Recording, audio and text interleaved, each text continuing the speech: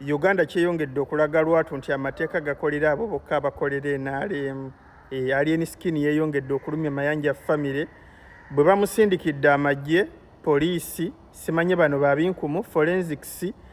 Omuntu gwe basindikidde amagye ye muntu yomu yagenda ku NUP ku kitebe kya NUP n'akola effujjo nga n'obutambi ne video zaaliwo nga mu Range Rover mwali yalagira bagenda okusprayinga naye ebyo byo tebyabakwatako. Naye kakati ku ssaawa zino Keye eri ku Fangoni Forest ab'amagye tulabyewo Ragadi bonna ebintu bigenda mu maaso samples.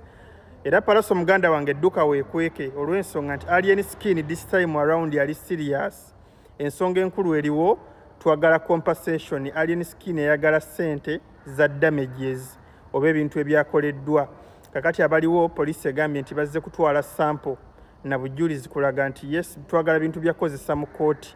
Ssaawa zonna omusango gutandika Palaso na Alien Skin mu kooti direct compensation. Naye Palaso wakoze ensobi n'ogenda okukola effujja ate naawe n'oteekako element ate n'otateekako mask.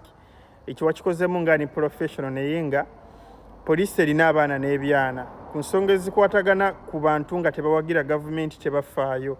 Ebyo bya NUP Alien Skin ne byandigenze n'apamawo n'afukawo tebibakwatako. Naye bino kekyatuuse ku Alien Skin ng'ate akolera NRM. Nsonga ndala nnyo munene n'omumpi. Patrols ziri ku Fangoni Forest wali ebinkumu abakuba ebifaananyi kamera biki taking evidence. Byebyo biriwo nga bw'omulaba mukulu Ragadi naye teyalusuuliddwa mwana kubanga Alien Skin yagwa mu Ragadi oli aba mukama we mu music industry. So byebyo bigenda mu maaso ku Fangoni Forest abakulu abanene bali wali bonna samples taking samples. Bw'oba tonneeyita mafia noonyereza obulombolombo bwa mafia osobola obutuukiriza. Mafia teyeebaka kyenda naabulizaako. Mafia yeebaka atunulanga kaweewo. Mafia yeebaka atunulanga kaweewo. Mafia tebayinza mufunza n'atuuka kuyita mu kamooli oba mu siiringi. Mafia ne bw'azimba ennyumba eba ne go down ne bw'aba agipangisiza bupangisa kimukakatako okusima go down mwana afubutukira nga giwunye. Kati bw'aba Palaso akulumba n'akukuba n'ayasayasa emmotoka n'ogwambalira supidi bbiri toba mafia. Kitegeeza olwo Palaso abakusinga lwobwa mafia tayimuza 100. Mafia teyeerabisa buli budde. Mafia apima kyanaalya.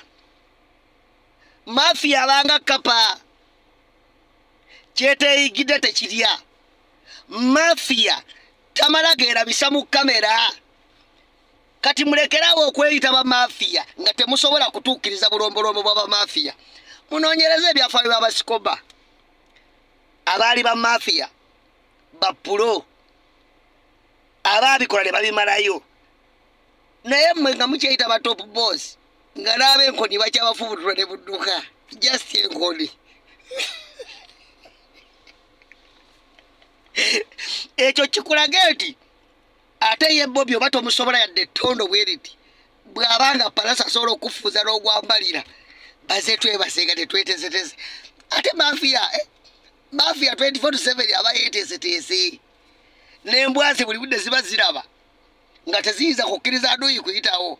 Naye kati gwe bwe baba bakyakusumbaganaga bazinduukiriza nga akyagwa nkyebase kyafuluuta. Mafia tafuluuta. Mafia bwe basikwadi abantu 30 kwebakako 5 25 ne basigala ku wuliizi.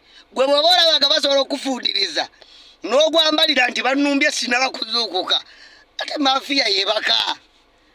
Mafia yeebaka mu nnyumba ewatali kkuba waanaayitira nga bitabuse. Mulekerawo okweyita ba mafia.